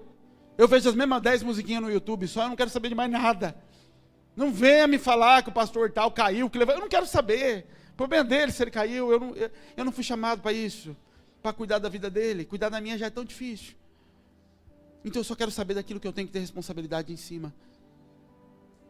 Que já é muito difícil. Por isso que vocês não entendem, às vezes, quando vocês começam com muito fuá para cima de mim, de o tal que veio para o Brasil, que não sei o quê. Eu falo, meu filho, olha para tua casa bem. Ei, olha para tua mulher, você está me falando do evento, tal, é a tua casa primeiro. Vai adiantar nada. Não vai resolver nada. Ah, que Deus deu palavra para a África, para a gente. Se eu não consigo manter a grama daqui cortada, não venha me dizer que Deus vai dar um campo de futebol para a gente, eu nem quero. Depois que você começa a entender responsabilidade, tem um lugar que a gente ia, quando eu era lá da Igreja de Nazareno, tinha acampamento de carnaval da Igreja de Nazareno Nova Europa, era num lugar chamado Irmãos Maristas, lá no Nova Europa, um lugar católico, que a gente alugava. Lindo. Pensa num lugar cheio de árvore, gramado para todo lado, uma igreja daquelas, aqueles prédios antigos, católicos, lindo, lindo, lindo. Tá para vender. Aí as pessoas falam, brinca, pô, quanto será que é? Eu falo, mas nunca que eu quero aquele lugar. Sabe por quê? Eu já olho pro Caio e falo, imagina quanta grama para cortar. Pelo amor de Deus. Mas sabe quem vai pensar assim? Quem corta a grama.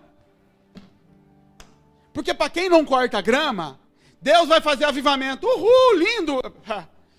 Para quem tem que cuidar de filhos, se Deus falar, vou levar 50 para a igreja, se levantasse um profeta aqui agora e fala, eis que estou trazendo uma nação para cá, e ia ter gente levantando, glória a Deus, fala, glória a Deus, porque não é você. Eu não vou dar glória a Deus, falar, o senhor sabe das coisas, o senhor vai dar 2 cérebros para mim lidar com as coisas. Eu não aguento, mas o senhor sabe. Porque a responsabilidade custa. A responsabilidade por manter Jesus custa. Jesus tinha que ser Jesus, mesmo que quando ele não queria ser Jesus. Jesus queria descansar. Mas tem gente para vir aí, eu preciso ir. Jesus não morreu porque ele estava doido para morrer, ele morreu porque os outros precisavam. E aí, pai, eu não quero não, mas se não tem outro jeito, o senhor precisa disso, eu vou então.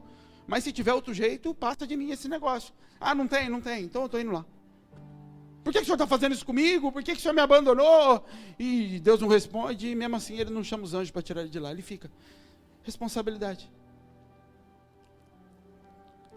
Por isso que chega aquela turma atrás de Jesus, Jesus fala, pai, eu tenho 12 aqui. É 12, já chega. Vamos orar para que o pai mande mais ceifeiros. Ele está falando que lá não é minhas ovelhas não. Que lá Deus que mande pastor para ela. Já é difícil cuidar de 12. Por isso que pastor adora encher a igreja. Adora porque não cuida. Porque se eu perguntar para ele, por que você não tem 10 filhos? Ele fala, porque dá trabalho, porque custa. Eu falei, mas ovelha você quer ser. Você quer ter? Ovelha também custa e dá trabalho. Você também vai pagar a conta de ovelha. Vai pagar as contas de luz de ovelha, vai. É como você não faz isso. Por isso que para você eu me encher a igreja de ovelha. Você não é pai, você é cão. Quando você entender, você vai ter por amor. É igual o filho. Eu vou ter por amor ao propósito, porque o Senhor quer. E é mais uma escola. E é mais uma festa de aniversário, miséria, que vai querer bolo. Mais um tudo. Mas eu estou disposto por amor ao propósito, ao que o Senhor tem. E eu sei que eu vou amar. Mas não é um oba-oba. Porque existe responsabilidade. Porque o Senhor te deu o que deu, te libertou do que libertou, te colocou no lugar que colocou. Nós estamos vivendo um tempo aqui esse ano, do fim do ano para cá, que não é coincidência. Um monte de gente mudou de casa. Que não tinha casa, ganhou casa, que morava em casa pequena, mudou para casa grande. Um monte de gente está reformando casa. Precisa ver a cor da casa dele, não ficou maravilhosa. Passa lá uma hora para você ver. Deus está reformando tudo, arrumando tudo. De coisas que a gente queria. Porque ele chega e fala, às vezes ele vai visitar a tua casa e fala, é para isso que você queria? É para ser essa mesa de escarnecedor que você me pediu uma mesa? Você me pediu um lugar maior para ter mais área para pecar? Era melhor ter ficado lá. Para que você pediu dinheiro para me roubar mais? Era melhor não ter. Porque o propósito de eu largar as suas tendas é você ter mais filhos, é você gerar mais filhos, é você gerar mais pessoas com a minha cara. É isso e só isso. E isso é muito. Eu falo, Manuel, eu te amo igual ao meu filho. Se você se desviar, você vai ser meu filho, eu vou te amar, eu vou para ir para te ver, para te corrigir, porque eu amo Manuel. Manuel é mais escuro que o Caê. Mas eu amo Manuel como se tivesse nascido de dentro de mim. E eu não tenho filho homem ainda, eu converso com ele como eu imagino que eu vou conversar com meu filho. De bater papo, de dar risada, Mas isso custa. Custa do meu dinheiro. Custa dele me falar, pai, estou precisando de ajuda aqui, porque a plantação não saiu ainda. E eu não ligar para o Caio, Manuel está precisando de dinheiro para fazer compra. Não, é meu filho, não é filho da igreja, é meu. Manuel, vou mandar dinheiro para o Caio, ele vai mandar para você. É meu filho. Mas não é meu filho. E eu não tenho como explicar isso. Ele é. Porque o propósito é esse e só esse. O propósito não é a igreja ter trabalho na África. Nenhum lugar do mundo recebeu mais trabalho evangelístico nesse mundo do que a África. Nenhum lugar recebeu mais dinheiro nesse mundo para o evangelho do que a África. E não existe um lugar tão desgraçado e amaldiçoado nesse mundo quanto a África. Porque dinheiro não resolve o problema da humanidade. A instituição igreja não resolve o problema. O que resolve é a imagem de Deus colocando o pé naquele lugar. É isso que resolve. É a gente indo para lá agora levando 2-3 mil comprimidos de paracetamol para o Manuel se tornar a farmácia de toda aquela região. É levando material escolar para ele cuidar de todo mundo que mora lá perto. É isso que muda. Agora isso custa. Ah, mas para mim está difícil. Jesus fala, eu só precisei dar o sangue só. Será que você pode dar um pouquinho de dinheiro? Ou você preferir dar o sangue, pode ir para lá. Vai custar. E não é o diabo não. É Deus mesmo. É Deus que te faz pegar malária lá, para ver o quanto que você ama. No começo eu voltava amaldiçoando, eu voltava de lá falando, nunca mais pampa nesse lugar. Ô lugar desgraçado, ô lugar que você vem, as pessoas ainda não entendem, e você fala com o Manuel tá fazendo tudo errado. Aí depois de um tempo, a hora que eu chego, a Bel fala, ei, você está agora, que 2 meses você está chorando aí, e falando que quer voltar para lá. Eu falei, eu sei, mas não fica jogando na minha cara, deixa eu com o meu tempo. O propósito é só isso, é parecer com Jesus. Simples, pontual. Por que eu não consigo? Por que é difícil? Porque eu estou trazendo coisas do lugar da escravidão e escondendo debaixo da minha tenda, envolvendo aquilo debaixo de um novo sacerdócio que me permite alterar a lei. Porque a lei não se questiona. A lei é clara. Toda a lei do Velho Testamento, ela é clara. Faça, não faça, pise, não pise, ande, não ande. A lei é clara. Quando é que ela muda? Para mudar ela, é só mudar o sacerdócio. Aí eu crio um sacerdócio dos mais baixos, daqueles que não são dos levitas, daqueles que não foram escolhidos por Deus, para que ele estabeleça uma nova forma. Eu boto Deus ali no meio. E sabe por que eu falei que normalmente o dízimo é a primeira coisa a ser tocada? Todas as vezes que o povo de Israel levantava um Deus diferente de Deus, ele tinha cara de boi. Todas as vezes que eu levanto um Deus separado de Deus, quando eu tento estabelecer um novo sacerdócio, ele tem cara de bezerro. Sabe por quê? Boi era o bicho santo para o egípcio. Não se matava bois. Por isso que o povo lá fora acha que você é louco de sacrificar dinheiro. Você é louco, vocês são doidos. Dinheiro é santo. Como é que você sai dando dinheiro para os outros assim? Como é que você pega empréstimo para fazer as coisas, para cuidar de pessoas? Vocês estão doidos, dinheiro é santo. Isso é o bezerro de ouro. O bezerro não se come, fala, não, para a gente é só comida. Para a gente é só para comer que serve. E eles, não, para a gente isso aí é santo, tem que ser tratado. O dinheiro é santificado no Egito. Quando o povo de Israel chega, eles vão morar num lugar separado, porque era a abominação para um egípcio você tocar num boi. O boi tem que ser conservado, o boi tem que ser protegido. Deus fala, não, aqui é para a gente comer. Aqui é para entregar para Deus. Mate os bois e entregue para o Senhor. Quando eu crio um novo sacerdócio, a primeira coisa que eu faço é pegar o dinheiro e colocar ele de novo num lugar santo. Ele ocupa um lugar santo na minha vida. Ele é a origem do meu sustento. Ele é quem me deixa de pé. Ele é quem mantém a minha família bem. É o bezerro de ouro. Só que é um bezerro que tem coisa de Deus em cima dele. Ouro. E eu faço isso debaixo de sabedoria. Não, mas a Bíblia fala que tem que fazer poupança. Salomão fala, querido. Quando Salomão fala para guardar dinheiro para quando falta, sabe qual era a realidade de Israel naquela época? A prata tinha perdido o valor. Tinha tanta prata em Israel que ela era usada para fazer ferramenta. Tem tanto. Aí ele fala, vamos poupar, vamos guardar. Não tinha mais viúva em Israel. Não tinha mais quem socorrer. Foi o governo mais próspero que essa terra já viu. Aí ele fala, vamos poupar. Guarda, porque um dia pode faltar. Agora a gente está numa igreja, tem viúva, tem gente passando fome, tem tudo. E a gente está, não, precisa poupar. Está na Bíblia que tem que poupar, miserável. Está na Bíblia um monte de coisa que você não faz. Mas como o teu Deus é o bezerro, tem que poupar. Eu tenho que proteger. E se eu fosse falar para vocês tudo que eu falei para Deus que eu queria fazer esse ano lá, O prédio que o terremoto derrubou. Falou, se fosse aqui, a gente não deixaria derrubado, não. Se batesse um vento e derrubasse a metade dessa igreja, a gente estava vendendo um carro para reconstruir a frente ali. Por que a nossa casa está caída daquele jeito? Aquela vergonha. Quem passa na rua e vê aquela vergonha de entulho tudo caído, fala, isso não tem cara da Casa da Misericórdia. Não tem nossa cara. E quem está aqui com a gente sabe o que é a nossa cara. Não tem. Mas está lá. Lá é a África. A gente adora falar da África. É lá. Querido, o único propósito é manifestar a imagem de Jesus.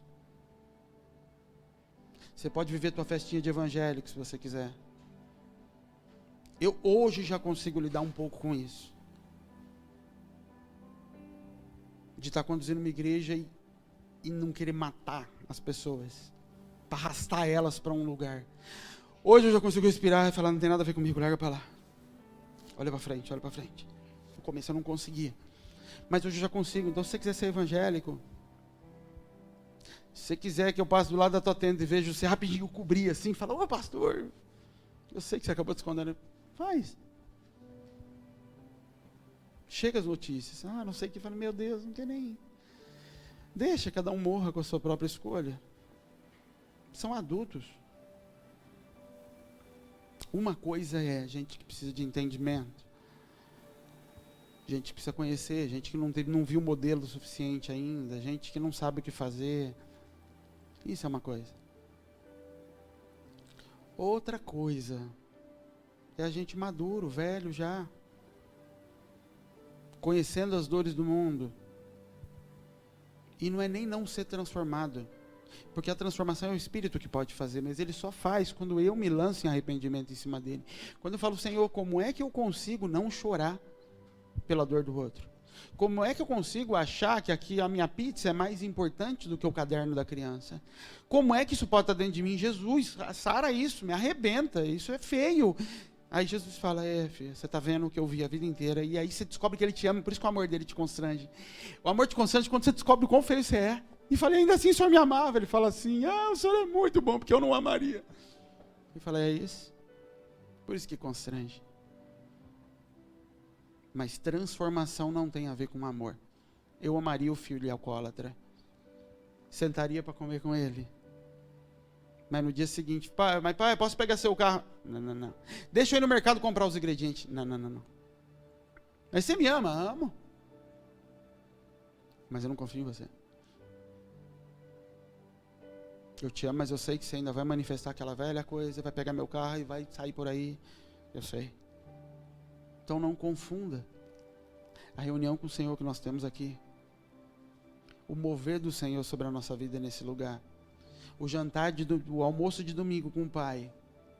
Com aprovação. Não confunda isso, o fato dele vir sobre nós aqui no domingo. Dele se mover com transformação, com propósito.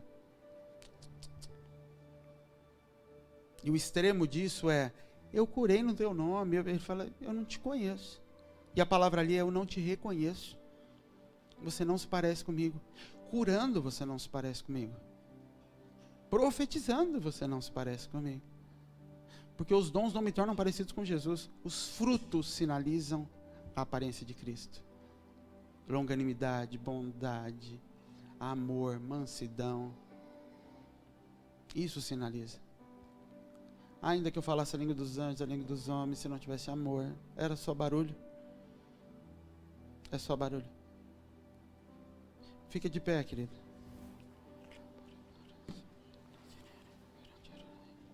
Nós precisamos de avivamento. E quem sou eu para dizer que eu não quero que o Senhor avive essa nação?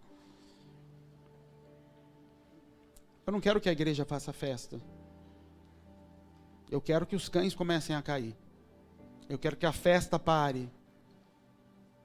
Eu quero parar de ouvir no jornal. O Abel, ontem eu estava vendo o jornal regional na sala.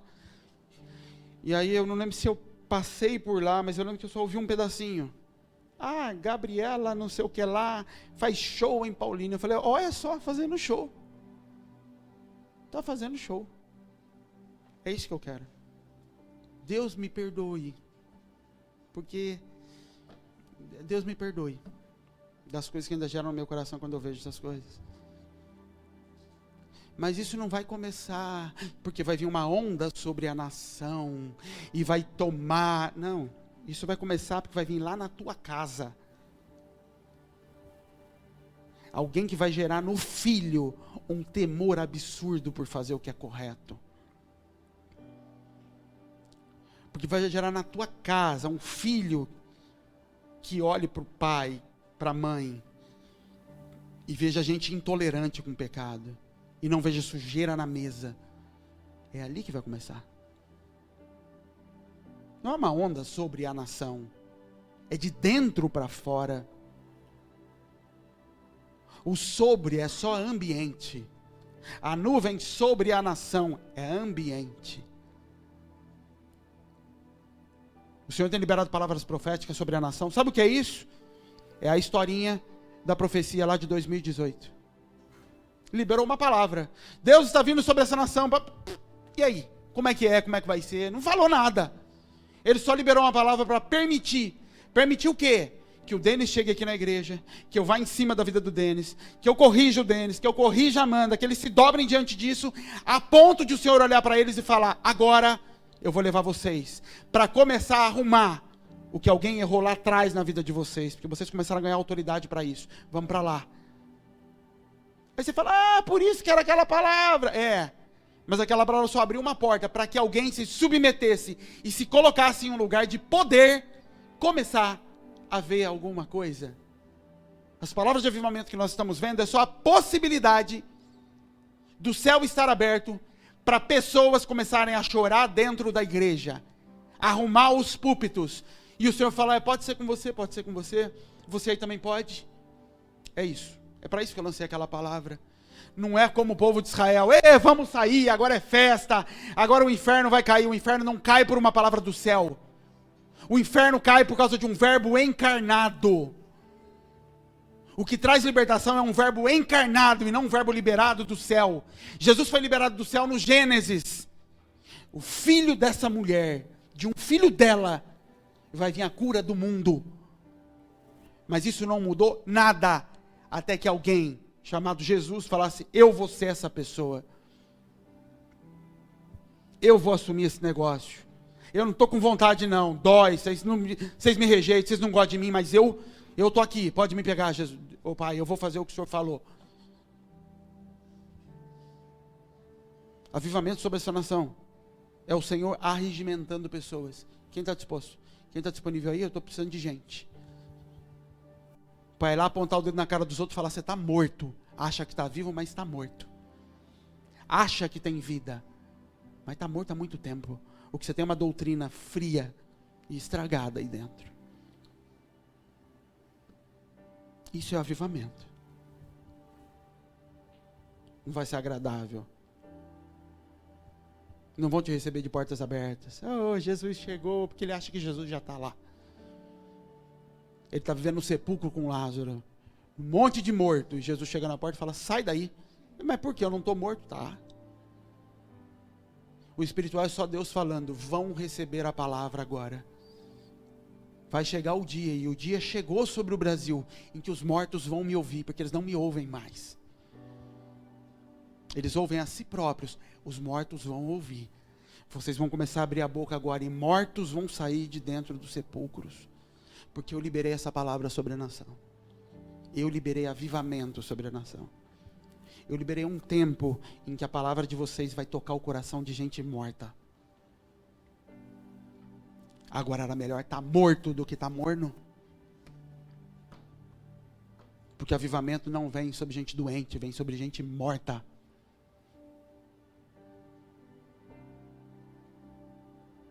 E você precisa se arrepender. E você que sabe quem você é. Não tem a ver com culpa, querido.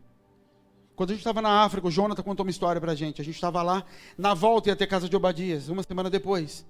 E o Jonathan estava mandando convite pelo WhatsApp para umas pessoas, e aí ele mostrou um rapaz.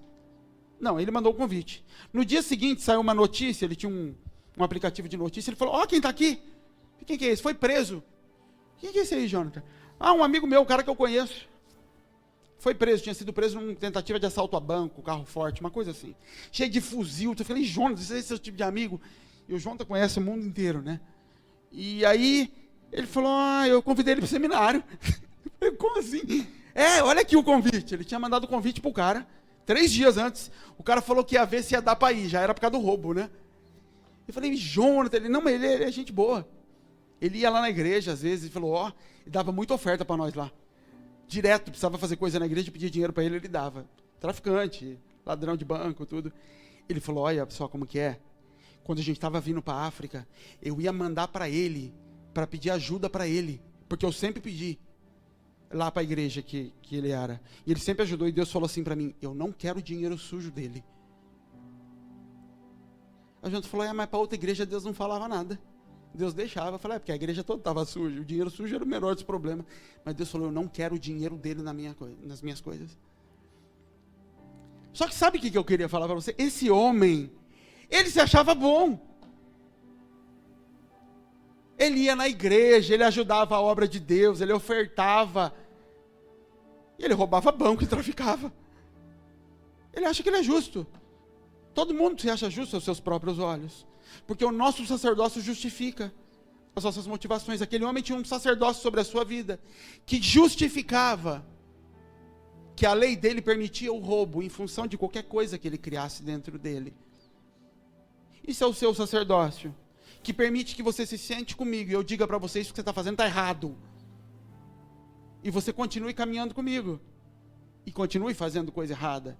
Porque você vive um sacerdócio diferente do meu, escondido debaixo da tua tenda, com ouro e com prata, a justificação e o divino envolvido num novo sacerdócio, e você conduz, e a gente vai andando junto. Simples. Até que o Senhor denuncie. E quando o Senhor denuncia, querido, é você, tua mãe, teu pai, teus filhos, todo mundo está na casa, vai tudo. E quando denuncia Jeroboão, todo o povo que andava com Jeroboão, a Bíblia fala, veio o pecado sobre todo o povo. Porque o que estava debaixo do governo dele responde por condenação debaixo dele. Fala, Deus, todo domingo na minha vida eu vou ficar enfiando dentro na cara dos outros. Deus falou, é isso aí. Eu falei, mas eu só tenho essa palavra. Ele falou, você ainda tem mais. João Batista só falava aquilo, arrependa-se, arrependa-se, arrependa-se, arrependa-se. É só aquilo que ele falava. A vida pregando aquilo. Eu falei, você ainda está no lucro. Você tem Bíblia, você tem gente para ensinar, tem escola de profetas. Então a mensagem para você hoje é: se arrependa, antes que o juízo venha sobre a tua casa e sobre a tua vida. Se arrependa pelas escolhas que você tem feito e que você sabe que são erradas. Se arrependa pelos altares que você levantou para sacrificar o Senhor. E que Ele diz, eu não recebo incenso nesse altar. Se arrependa do novo sacerdócio que você estabeleceu, alterando a lei dele. O único que mudou a lei foi Cristo. Fazendo a lei em si mesmo, Ele estabeleceu um novo sacerdócio.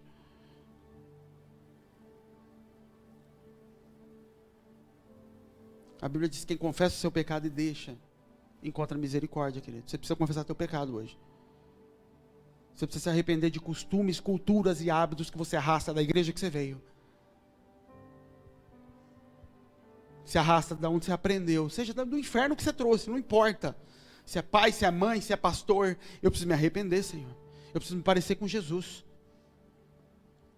Eu preciso andar com Ele. Eu preciso entregar a minha vida para Jesus. Eu preciso receber esse Jesus dentro de mim. Isso não é um chamado para ser crente, isso é um chamado para ser filho de Deus. Filho de Deus é quem tem imagem dele, é quem nasce nele.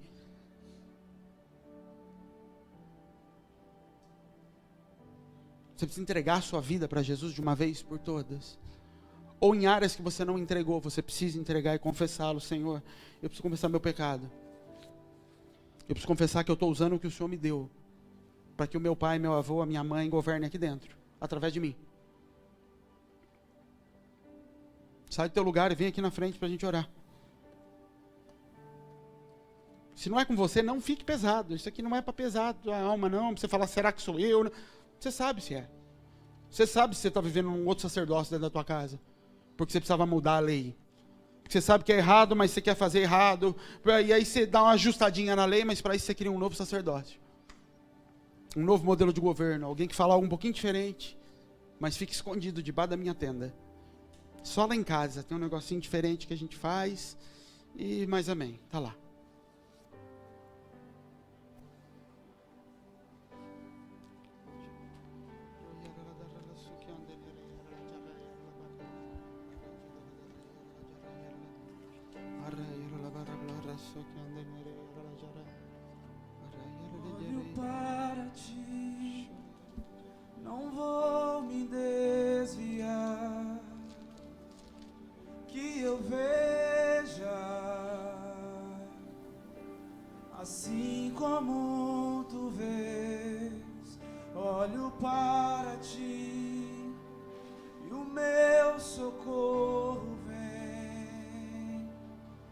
Só tu sabes o que eu preciso ter.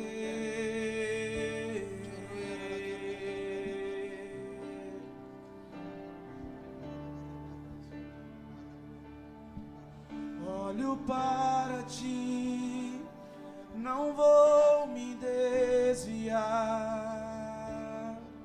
que eu veja assim como tu vês. Olho para ti e o meu socorro vem. Só tu sabes o que eu preciso ter.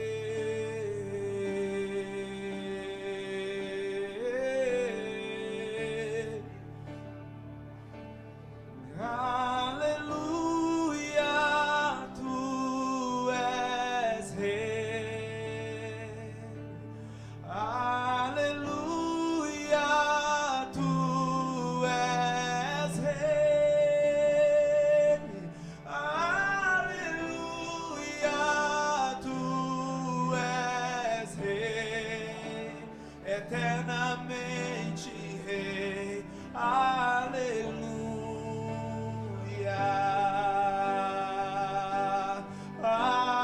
Aleluia, tu és rei. Aleluia, tu és rei. Aleluia, tu és rei, eternamente rei. Aleluia.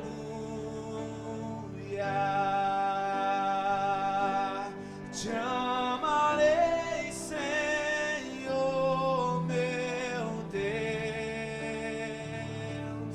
Te amarei, Senhor, meu Pai.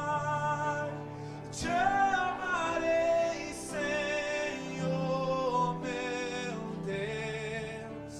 Eternamente eu te amarei. Te amarei, Senhor, meu Deus. Te amarei, Senhor, meu Pai. Te amarei, Senhor, meu Deus. Eternamente eu te amarei.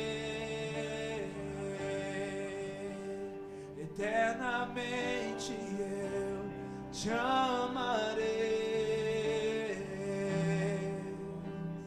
Eternamente eu te amarei.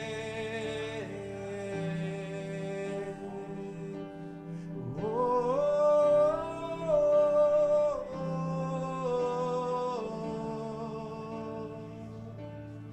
oh.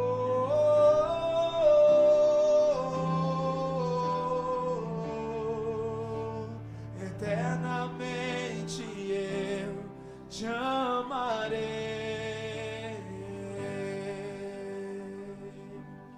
Te amarei, Senhor, meu Deus. Te amarei, Senhor, meu Pai. Te amarei, Senhor, meu Deus. Eternamente eu te amarei.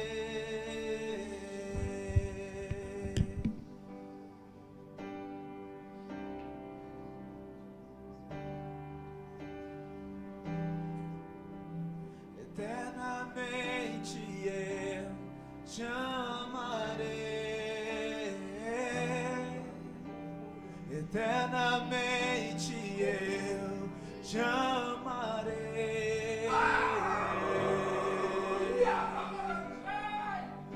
Amarei.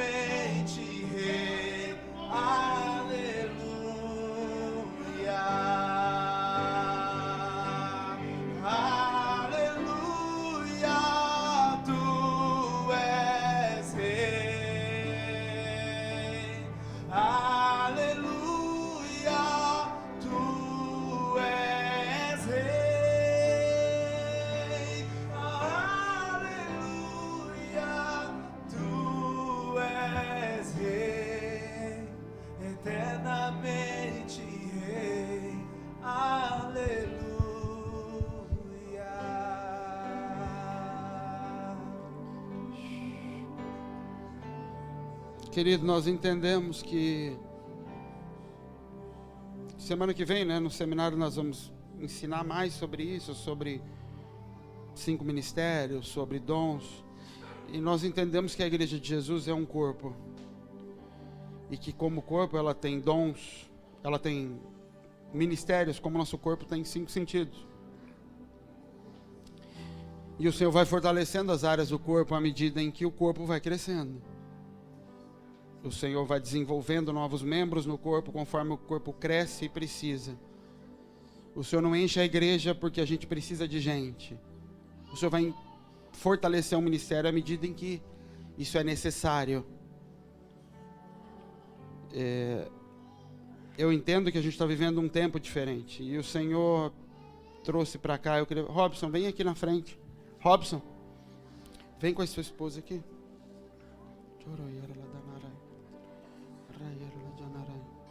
O Senhor começou esse ministério com meninos. Da igreja onde a gente saiu, era chamado dos meninos que gostavam de orar. Eram os meninos. Os meninos que levavam comida na rua. Sempre foi assim. E todos os ministros que o Senhor levantou nesse lugar sempre foram... A gente foi se descobrindo. Ninguém estudou, ninguém fez seminário, fez nada disso. E nós fomos nos descobrindo nessas funções. E as pessoas que o Senhor ia trazendo, e o Senhor ia revelando ministérios, alguns que exercem, outros que ainda não exerceram, alguns que já amadureceram, outros que ainda não. Mas o Senhor tem feito coisas diferentes do fim do ano para cá, e sinalizado coisas diferentes para nós. Coisas que a gente ainda não entende, mas tudo é profético. Tudo é profético. Tua vinda para cá é profética. Sinaliza coisas. Coisas, querido, que você não pode entender, coisas que eu não entendo ainda, mas que a gente olha e fala, tem coisa nisso. Semana eu estava conversando com o Caio. Quando eu entendi de Deus que era para a gente fazer a sala pastoral, uma sala para um lugar para conversar, eu falei, Caio, eu acho que é tempo disso. Mas eu já fiz a sala de tudo aqui, das crianças, dos bebês maiores, dos menores, tudo. E eu continuo aconselhando as pessoas na mureta lá fora. E eu falei, mas eu não queria usar dinheiro da igreja para isso. Eu não queria usar dinheiro de dízimo para isso. E eu falei, então tá bom, então vai acontecer alguma coisa. E a primeira oferta que eu recebi, que foi o que moveu a gente a começar, e agora ela está acabada praticamente, foi a oferta de uma viúva. Essa semana o Caio falando, você já parou para pensar que Deus deu dinheiro de uma viúva? Quando você falou que não queria usar dízimo, ele falou, Elias, né? Eu falei, olha só, cara, viúva bancando minha casa. Eu falei, isso é profético. O Senhor está movendo coisas quando Ele faz isso, que nós não entendemos. O Robson e a Evelyn, eles são pastores. Pela primeira vez o Senhor trouxe para cá, não meninos que iam começar a se descobrir, ouvir coisas. O Senhor trouxe gente que já estava trabalhando. Gente que, ainda que possa se achar imatura, indigna, ou qualquer coisa que o diabo fica falando para a gente, mas gente que já estava se entregando a isso. Foi o Senhor quem trouxe. Ele trouxe pela nossa necessidade. Porque como corpo a gente precisa. Nós temos pessoas aqui que têm chamado, e nós vamos ensinar mais isso semana que vem. Pessoas que já foram reconhecidas, e quando eu unjo pessoas aqui na frente, eu não estou dando cargo para pessoas, eu estou reconhecendo um ministério. Quando eu trago alguém aqui e falo, eu estou te ungindo pastor, eu estou dizendo assim, nós como igreja reconhecemos que o teu chamado é pastoral. Se você vai andar nisso ou não é outra história. É Samuel com Davi. Davi, vem cá, você é rei. Mas no dia seguinte, você vai voltar a limpar estábulo. Eu só estou reconhecendo publicamente, profeticamente, eu estou manifestando aquilo que você vai ocupar um dia. É só isso. Mas na prática, você amanhã é limpador de estábulo de ovelha de novo. E o tempo coloca a gente em alguns lugares. Isso é o Senhor quem posiciona. Essa é a parte de Deus. Ir colocando. O Senhor posicionou até agora, além de mim aqui, o pastor Caio. Alguém que exerce já uma função que o Senhor deu. E os outros filhos, eles estão andando em direções. E você vai sentindo o cheiro, entendendo. Por que o Senhor não pôs ainda? Obrigatoriamente porque as pessoas não estão prontas? Não necessariamente. Pode ser sim, e existe casos assim. Mas às vezes porque ainda o seu lugar não está pronto. Zacarias e Isabel queriam um filho. Deus deu o filho para eles depois de velha, porque eles não estavam prontos? Não. Porque o filho deles era João Batista, tinha que esperar o tempo de Jesus. Então aguenta aí, porque o propósito de vocês precisa chegar o tempo da Maria lá, porque tem que ser... Às vezes é isso. E eu não sei como dizer.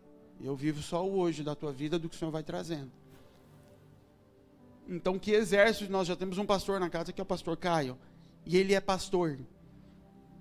E quando você não dá a ele esse lugar, você não está dando a mim esse lugar. Não adianta você dizer assim, ele é o Caio, meu pastor é você. Fala, não, você não entendeu nada e eu não sou. Porque quem não recebe o filho não recebe o pai. Se você não recebe a palavra de autoridade que eu dou, não adianta você vir em mim. Ah, eu desobedeci o teu porteiro lá, porque eu vim aqui falar com você. Eu falo, não, a palavra que está na boca do meu porteiro era minha. Quando você desobedeceu a ele, você me desobedeceu. Porque a palavra que estava lá era minha. Isso é, toda a autoridade é constituída por Deus. A palavra da autoridade era minha. Você passou por cima dela. E ela é minha. É um paradoxo você achar que está fazendo uma coisa e não está fazendo outra. E o Senhor nos trouxe o pastor Robson. E alguém que eu entendo em Deus, que não só veio para cá para ser reconhecido, mas que veio para cá para exercer. Eu não sei por quanto tempo ele vai continuar trabalhando onde trabalha, mas eu sei que o Senhor tem algo vinculado conosco aqui. Eu não sei o que ele vai fazer aqui. Eu torço para que Deus coloque ele para cuidar dos outros aqui e mande eu vir fazer outras coisas. Mas enfim, nós queríamos reconhecê-lo e empossá-lo aqui hoje, naquilo que o Senhor tem para ele. E que você, quando olhar para ele, você me veja ali. Ah, mas ele está fazendo errado. Fala, bom, então ou o pastor é um idiota que não sabe que ele está fazendo errado, ou o pastor sabe o que está fazendo e eu aqui não sei. Pode ser que eu seja um idiota, mas para não correr o risco, se submeta às coisas que nós... O dia que nós começamos a dar direção nessa casa e as coisas começarem a afundar, aí você vai poder questionar. Acho que o pastor não está sabendo da direção. Até lá, querido, pelo menos até hoje, está dando certo. Então, vamos continuar andando nisso. Ajoelha aqui, Robson, Evelyn, a gente queria... Vem cá, liderança da igreja, vem cá para a gente colocar as mãos sobre eles.